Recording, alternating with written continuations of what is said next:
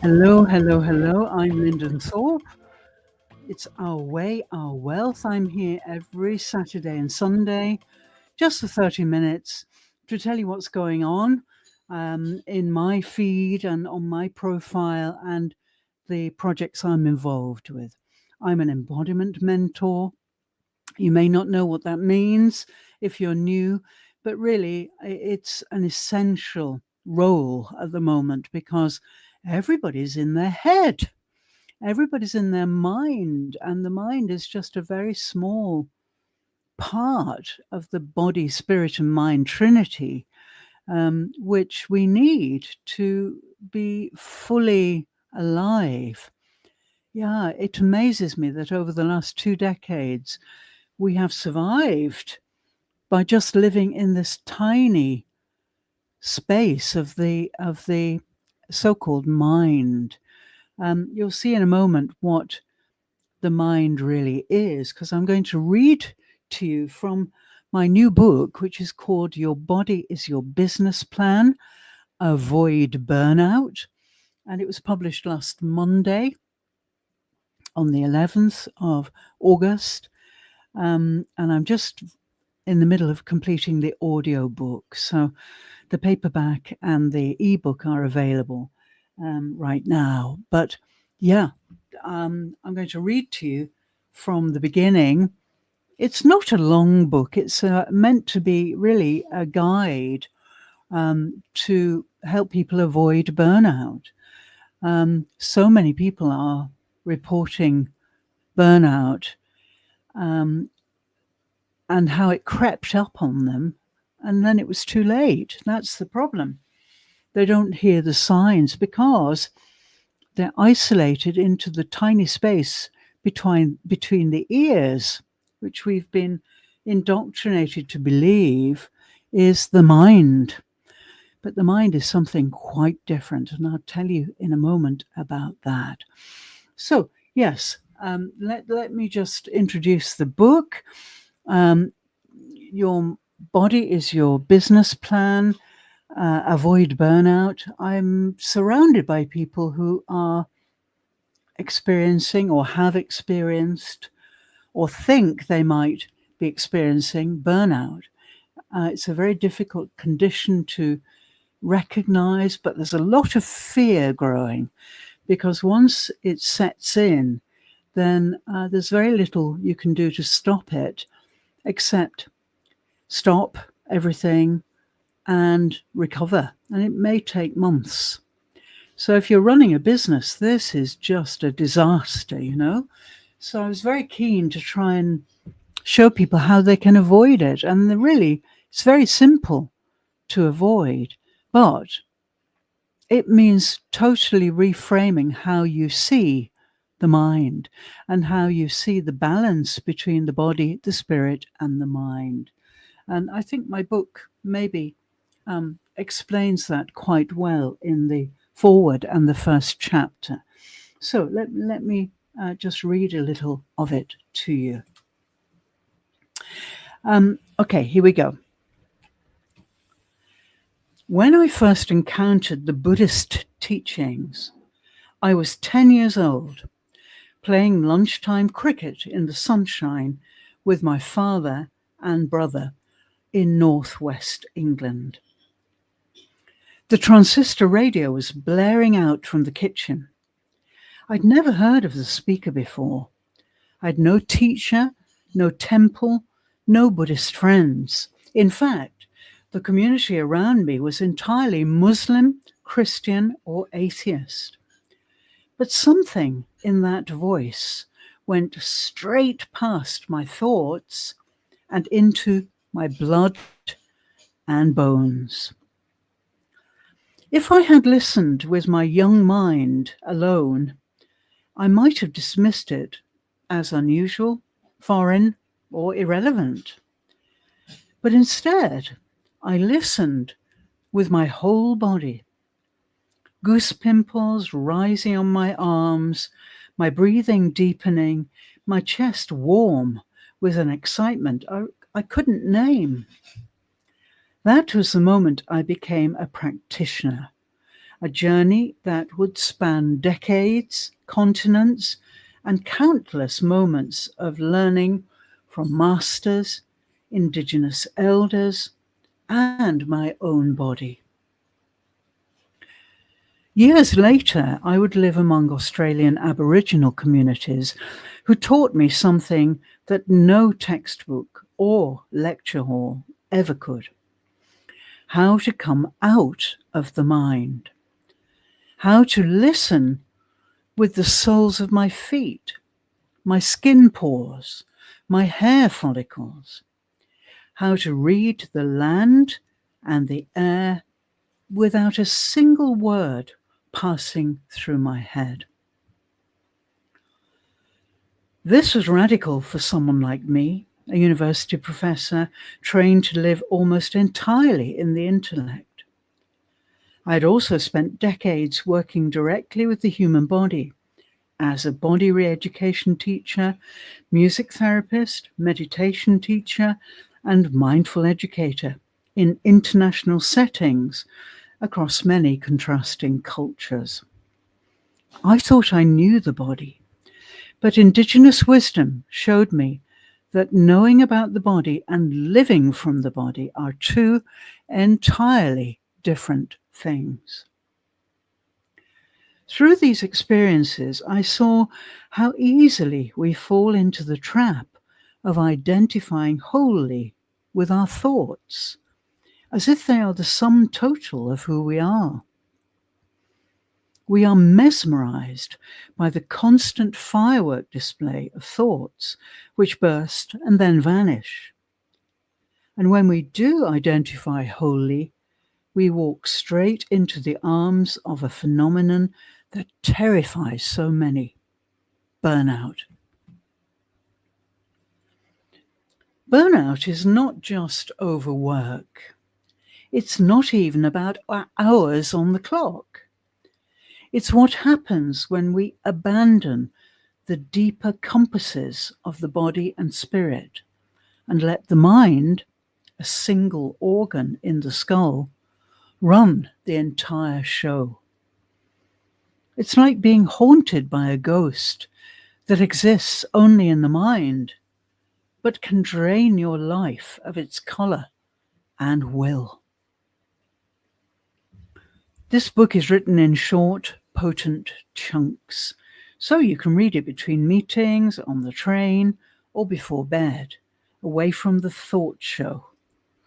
And each page is designed to sink in deeply. My intention is that you will not only understand burnout, but you will also learn to recognize its approach long before it arrives and to steer clear of it altogether.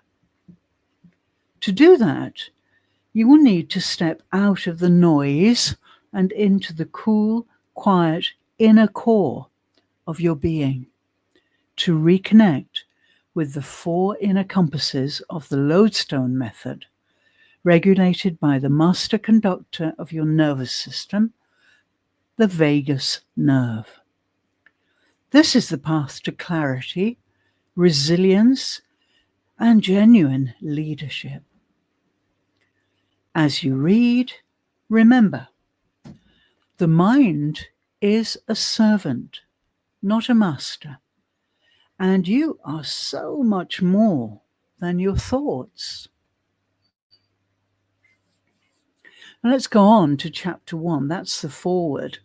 And let's go through chapter 1, and then I'll elaborate a little bit. So chapter 1, the title is What is the Mind and What Isn't It? The first step to embodiment is knowing what you're not.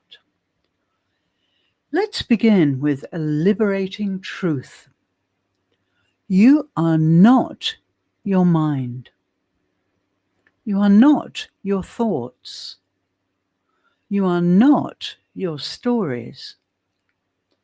You are not the internal commentary narrating your every move.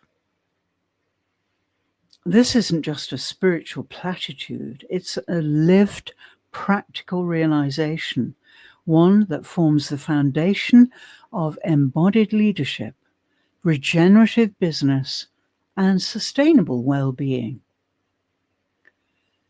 This is the logic of mindset work. It can be helpful, but when it becomes our only mode of transformation, it actually entrenches the illusion of control and bypasses the deeper wisdom of the body. As Dr. Basil van der Kolk puts it in The Body Keeps the Score, trauma is not stored as a narrative with a beginning, middle, and end. It is stored as fragments of sensory impressions, images, sounds, sensations, and emotions. That is to say, the mind doesn't hold the truth. The body does. The Buddhist view, mind versus thought. And as you know, I'm a Buddhist, and I've been a Buddhist all my life, really, since the age of 10, for 6 decades. The Buddhist understanding of mind offers a radical reframe. In Tibetan Mahayana philosophy, Sem, mind, is defined not as the brain or thoughts, but as a spacious, formless continuum that perceives phenomena. For those of us working in the personal development or entrepreneurial space, this can be both unsettling and revolutionary. After all, we've been taught repeatedly to trust our thoughts, to master our mindset, and to use cognitive reframing as a tool for success. And while the mind is indeed a powerful servant, it was never meant to lead. The modern myth of the mind. Most of Western culture, including modern coaching, rests on a single assumption. The mind is the master of reality. We believe that if we can control our thoughts, we can control our lives, that thoughts create reality. And so we optimize, reframe, affirm, and analyze in the hope of mastering our inner world, and by extension, the outer one. Mind is clarity and awareness. It is not a substance, and it cannot be found upon analysis. It is like space. And this is the 14th Dalai Lama speaking. This mind is not trapped in the skull. It is non-local, arising through relationship, context, and consciousness. It can perceive thoughts, but it is not defined by them. In fact, the moment we over-identify with our thoughts, we lose access to this deeper clarity. We become entranced by the content of mind rather than the field that holds it. It's like mistaking a TV screen for the program. The screen never changes, only the images that flash across it. Thought is real, but not the truth. This distinction is crucial for embodied business. Thoughts are real, they exist, but they are not inherently true. Most are recycled narratives, habitual patterns, or cultural scripts. They're shaped by trauma, upbringing, and environment. Thought says, "Oh, I'm behind." The body says, "I need rest." Thought says, "I must produce more to be valuable." Presence says, "I am enough." As Eckhart Tolle puts it, thinking is only a small aspect of consciousness. Thought cannot exist without consciousness, but consciousness does not need thought. The question is not whether your thoughts are positive, but whether they are anchored in awareness. In my life, I gave up thought and thinking many moons ago. Of course, I use it as a tool to analyze, organize, etc., though increasingly I leave those skills to my AI assistant. Instead, I fill my days with full awareness, embodied visualization, vision boarding, insights from inside, and whole body listening with a beautifully lengthened spine and deep conscious breathing. This way, I am constantly a bridge of consciousness between the heavens and the earth. It is an excellent way to spend every waking moment. This is how the latest 100% evolved version of the human being was meant to live. Consciousness is what distinguishes us from animals, not thought. Thought is just a toy to play with in the external world. Business consequences of over-identification with mind. In business, chronic mental identification creates decision fatigue, analysis paralysis, shiny object syndrome, performance obsession, disconnection from self, team, and purpose. This is not just stressful, it's unsustainable. It burns out leaders, fragments vision, and leads to disconnected strategy. Instead of clarity, we create complexity. Instead of impact, we create performance.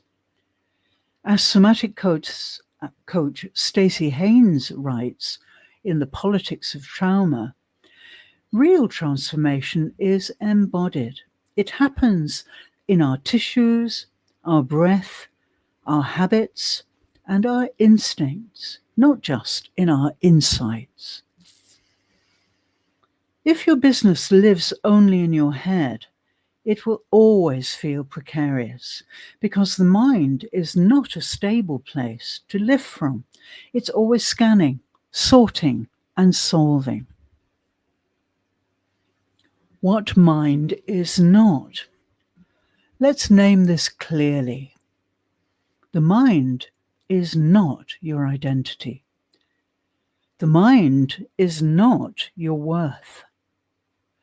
The mind is not your deepest wisdom, and the mind is not the seat of transformation. It's not the CEO of your life. It's the chief of staff, brilliant, busy, and useful when directed, but dangerous when left to rule alone. So what is leading when you're aligned? In embodied entrepreneurship and conscious leadership, we reverse the hierarchy. The heart leads with purpose. The body confirms what's true. The mind takes notes and makes plans. Consciousness holds it all without attachment. Stillness speaks louder than strategy. And that's from my lodestone 1. I'm quoting myself there. This is not idealism. This is the physiology of truth. The vagus nerve, heart-brain coherence, and body-based decision-making all point to the same principle.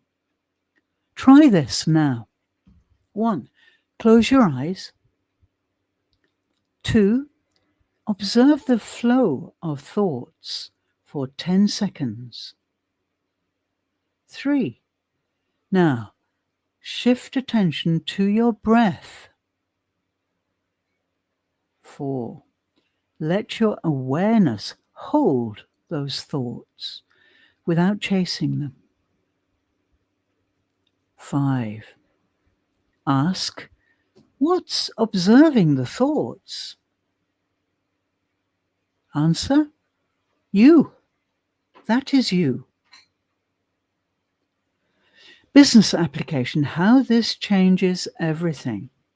When you stop believing every thought, you make wiser, body-aligned decisions, become less reactive in conflict, communicate from presence, not performance, build offerings from clarity, not scarcity, market with integrity rather than manipulation. You begin to build a business from the body, not from fear. This awareness, quiet, clear, neutral, is your leadership, your true leadership HQ. That's where business clarity lives. That's where life can finally stop being a performance. This is what I call embodied sovereignty. It's what makes conscious business not just profitable, but regenerative. You are not your mind. You are the clarity beyond the crazy sprint of modern human life. Avoid burnout by discovering the real CEO of your life. Reflect on this. Don't believe everything you think. Thoughts are just that. Thoughts. That's by Alan Locos. And the mind is a wonderful servant, but a terrible master. That's David Foster Wallace. Chunk 1. Then I divide the rest of the information into chunks so that you can read them in short bursts, because that's the way people read these days. So chunk 1, the neon sign you've been ignoring. If burnout had a billboard, it wouldn't read work less. It would read, you're living in your head. That's the truth nobody wants to print in the productivity magazines. It's not your workload, your inbox, or your industry that's the primary problem. It's the fact that you've appointed a single, overworked organ inside your skull as the CEO of your entire life. And here's the punchline. It's not even designed for the job.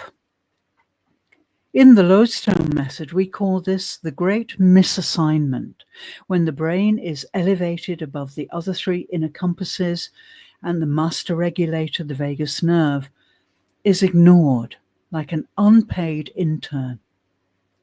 Why does this matter?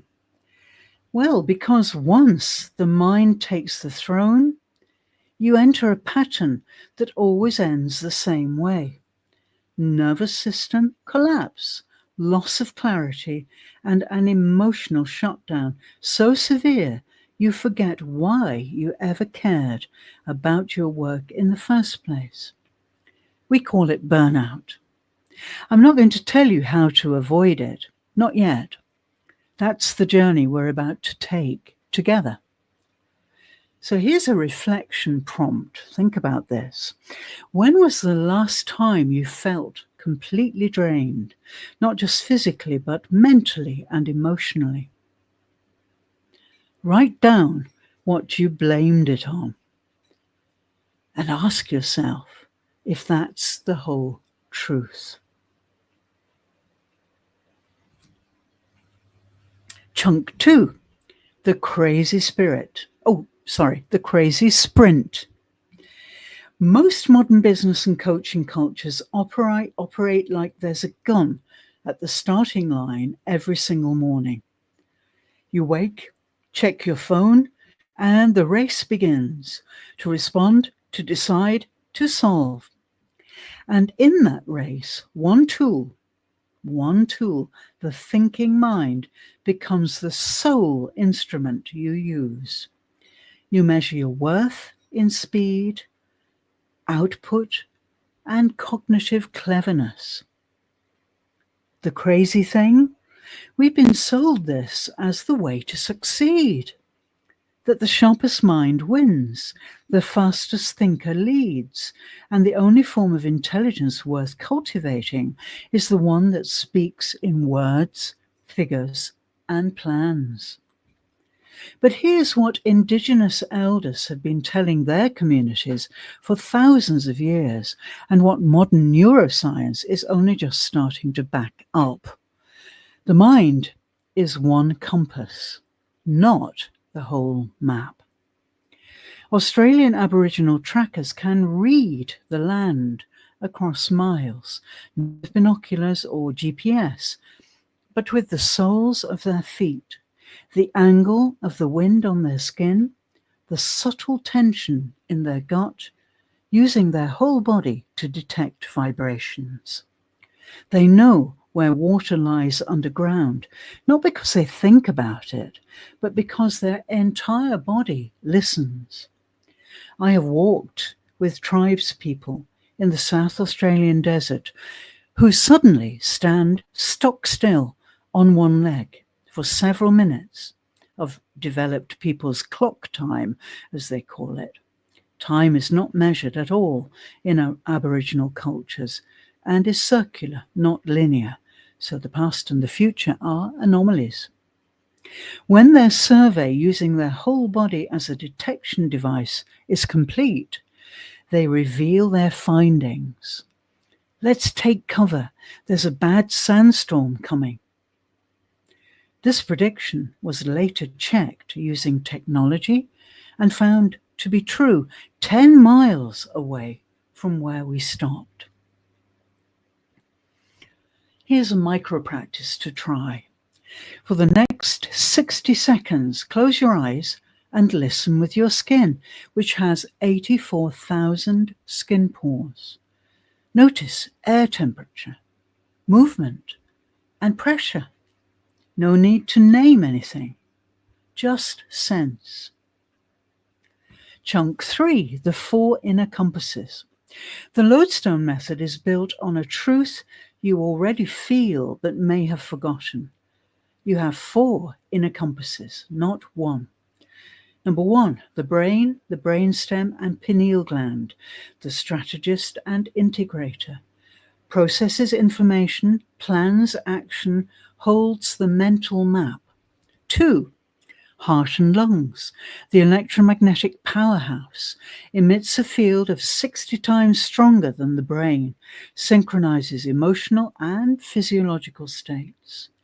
3, the solar plexus, located just below the breastbone, your visceral truth teller, registers safety, danger, and alignment before the mind ever catches up. And 4, the base chakra and pelvic bowl, your foundation, holds primal stability, survival intelligence, and deep connection to the physical world. All are linked by the vagus nerve, the master regulator of your nervous system. It's the quiet conductor, making sure the orchestra plays in tune. When the brain overrules the other 3 compasses, you lose harmony. When all 4 are in dialogue, you experience what I call embodied coherence. And when you age, your cognitive skills may decrease in power, but your interoceptive intelligence increases and your wisdom pours forth. This is exactly the kind of leadership we need in the digital age. And let's finish with a quote. The heart has its reasons, which reason knows nothing of. This is by Blaise Pascal. The heart and the intellectual mind are completely separate. If you think burnout is about time management, think again. It's a breakdown in regulation. Imagine running a company where the CEO never consults the field team, the financial officers are or the operations lead, and then wonders why the company fails. That's what happens when your brain runs the show without input from the heart, solar plexus, and base. Your decisions become divorced from reality. You override fatigue signals. You disconnect from meaning. Most leadership advice targets the mind. Better decisions, sharper focus, clearer goals. But if the system underneath is dysregulated, those better decisions are still being made from a stressed state. And stressed states don't innovate, they survive.